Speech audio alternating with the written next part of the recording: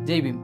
செங்கல்பட்டு மாவட்டத்தினுடைய ஆட்சியராக இருந்த ஜே திரமன்கீர் அப்படிங்கிறவர் 1891 அன்றைய பிரிட்டிஷ் அரசுக்கு ஒரு அறிக்கை ஒன்று சப்மிட் பண்றாரு. தலித் மக்கள் சக மனிதர்களாகவும் சுயமரியாதையோட நடத்தப்படவும் சுய முன்னேற்றம் அடைஞ்சு தங்களுடைய வாழ்க்கை தரத்தை உயர்த்திக்கவும் அவங்க நில உடைமையாளர்களாக இருக்க வேண்டியது கட்டாயம் அப்படின்னு சொல்லிட்டு தன்னுடைய அறிக்கையில குறிப்பிடுறாரு. இந்த அறிக்கையை தயார் செய்யறதுக்கு முன்னாடி திரமன்கீர் அவர்கள் செங்கல்பட்டு மாவட்டம் முழுக்க ஆய்வு செய்யறாரு.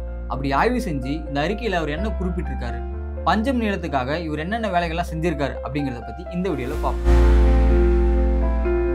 அந்த அறிக்கையில செங்கல்பட்டு மாவட்டத்தினுடைய நிலைமையை முழுசா விவரிக்கிறாரு திரமன்கீர் அவர்கள். எப்படின்னாக்கா, அடிமை முறை ஒழிக்கப்பட்டதுக்கு அப்புறமும் கூட தலித்துகள் படியாட்கள் அப்படிங்கிற முறையில அடிமையாக்கப்பட்டு வந்துட்டு இருந்தாங்க. தாங்கள் வாங்கின கடனை திருப்பி செலுத்த முடியாம அதுக்காகவும் தலித்துகள் தங்களுடைய வாரிசுகளோட அடிமையாக்கப்பட்ட நிலைமை இருந்துட்டு வந்துச்சு. அதுல இருந்து விடுபடுறதுக்கு இவங்களுக்கு ஒரே ஒரு வழிதான் இருந்துச்சு. அது என்னன்னாக்கா, வேற ஒரு எஜமானர்கிட்ட இருந்து கடன் வாங்கி அந்த கடனை அடைச்சிட்டு புது எஜமானர்கிட்ட போயிட்டு அடிமைகளாக சேர்றது அந்த வழி.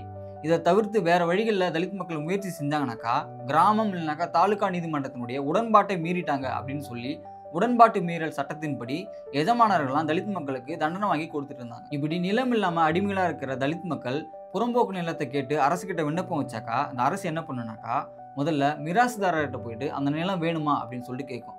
அந்த நிலம் வேணாம் அப்படின்னு சொல்லிட்டு மிராசுதாரர் சொல்ல போறது கிடையாது. அதற்கு அடுத்தபடியா பட்டாதாரர்கிட்ட போயிட்டு அரசு என்ன பண்ணுனாக்கா, இந்த நிலம் உங்களுக்கு வேணுமா அப்படின்னு சொல்லிட்டு கேட்கும். அவங்களும் வேணாம் அப்படின்னு சொன்னாதான் அந்த புறம்போக்கு நிலம் தலித் மக்களுக்கு வந்து சேரும்.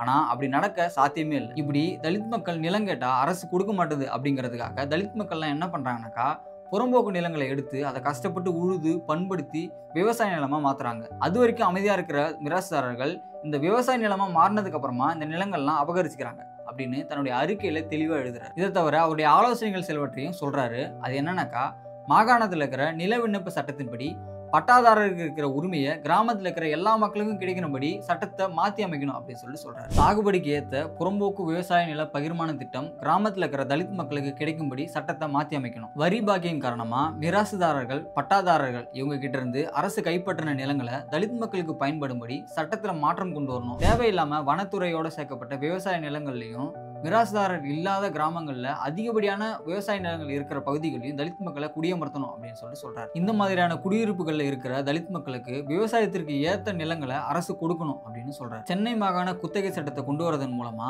தலித் மக்களும் மற்ற விவசாயிகளும் மிராசுதாரர்களுடைய பிடியிலிருந்து விடுவிக்கப்படணும். கூலி விவசாயிகள் அடிமை முறையிலிருந்து விடுபடணும் அப்படிங்கிறதுக்காக உடன்படிக்கை மீறல் சட்டத்தை மாற்றி அமைக்கணும். இந்த கூலி உடன்படிக்கையை ஒரு ஆண்டுக்கு உட்பட்டதான் மாற்றணும் அப்படின்னு சொல்றாரு. தலித் மக்கள் வாழ்ற வீட்டுக்கு அரசு பட்டா உரிமை வழங்கணும். அதே போலவே தலித் மக்கள் மற்ற நாடுகளுக்கு குடிபெயர்ற உரிமையும் அரசு வழங்கணும் அப்படின்னு சொல்லிட்டு சொல்றாரு. கல்லு சாராய கடைகள்லாம் அதிகப்படியா தலித் மக்கள் பகுதியில் இருக்கிறத அரசு கட்டுப்படுத்தணும்.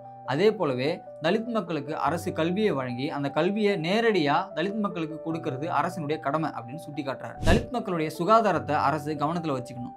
தலித் மக்கள் வாழ்ற வீடுகளை மற்றவர்கள் அபகரிச்சுக்கிறத தடுக்கணும். இப்படி அந்த அறிக்கையில குறிப்பிட்டிருக்காரு. இந்த அறிக்கை பிரிட்டிஷ் அரசினால ஏற்றுக்கொள்ளப்பட்டு 1891 விவாதிக்கப்படுது. இதன் தொடர் நடவடிக்கையா தான் பஞ்சமி நிலம் வழங்கப்படுது. பஞ்சமி நிலம் டிசி நிலம் அப்படின்ற பேர்ல 12 லட்சம் ஏக்கர் நிலம் தலித் மக்களுக்கு வழங்கப்படுது. இந்த பஞ்சமி நிலத்தை வழங்கும் போது பிரிட்டிஷ் அரசு சில நிபந்தனைகளையும் வழங்குது. முதல் 10 ஆண்டுகளுக்கு இந்த பஞ்சமி நிலத்தை யாருக்கும் விற்கிறதுக்கோ தானம் செய்யறதுக்கோ அடமானம் வைக்கிறதுக்கோ குத்தகை கூடவோ முடியாது. அதற்கப்புறமா 10 ஆண்டுகள் கழித்தும் கூட வேறொரு தலித் மக்களுக்கு தான் இந்த நிலத்தை விற்கிறதுக்கோ தானம் செய்யறதுக்கோ அடமானம் வைக்கிறதுக்கோ முடியும். இப்படி இந்த நிபந்தனைகள்லாம் மீறி உரிமை மாற்றம் செஞ்சாக்கா அது செல்லாது அப்படின்னு சொல்லிட்டு அறிவிக்கிறாங்க. திரமன்கீர் அவர்கள் எழுதின இந்த நீண்ட அறிக்கையில கடைசியில ஒரு கருத்தை பதிவு செய்யறாரு. அது என்னன்னாக்கா, தலித் மக்களுக்கு ஓரளவு நிலமும் சொந்தமான குடிசையும் எழுத படிக்க தெரிஞ்சுக்கிட்டு தங்களுடைய உழைப்பை தங்கள் விரும்புறது போல பயன்படுத்தி கொள்ற உரிமை இருந்தாக்கா அவங்க சுயமரியாதை உள்ளவர்களாக மாறி மரியாதை அப்படிங்கிற திசையை நோக்கி அடியெடுத்து வைப்பாங்க. அப்படி ஒரு நிலைமை ஏற்படுறப்போ அவங்க அனுபவிக்கிற இந்த துயரம் மகிழ்ச்சியற்ற இக்கால துன்பத்தை விட மாறுபட்ட ஒரு எதிர்காலத்தை நோக்கி அவங்களால அடியெடுத்து வைக்க முடியும்.